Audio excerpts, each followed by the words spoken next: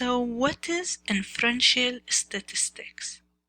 Inferential statistics are used in the process of making inferences about population characteristics based on information from a sample. Some of the functions of a statistical inference are to estimate a population parameter from a sample, to test statistically the hypothesis, to predict some future values of variables.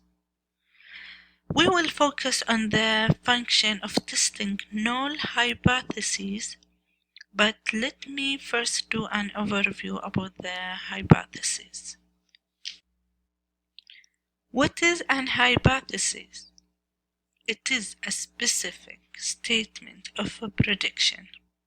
Also, hypotheses are tentative statements of the expected relationships between two or more variables. An hypothesis allows the investigator to confirm or not confirm relationships. Hypotheses have two types. First are alternative hypotheses that can be either directional, one-sided, or non-directional, two-sided. The second type is null statistical hypotheses. We usually denote the null hypothesis by H0 and the alternative hypothesis by H1 or HA. Testing the hypothesis.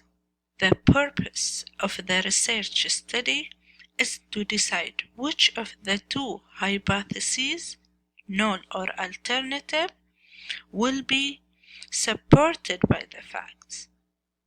The test of hypotheses should provide a direct answer to part of the research problem. Also, your decision is based on data. Without collecting data, we cannot talk of the support of data.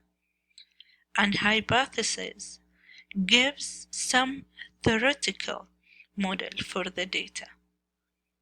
We usually collect data on a sample and examine it to determine if it supports the null hypothesis or the alternative hypothesis. The null hypothesis, also referred to as the statistical hypothesis, states the lack of any effect, differences, or relationship. Generally, the hypothesis often states there is not an effect, difference, or relationship, that there is no difference between the groups being studied, experimental versus control group, or between the variables. The null hypothesis is used as a baseline for comparing your findings against chance.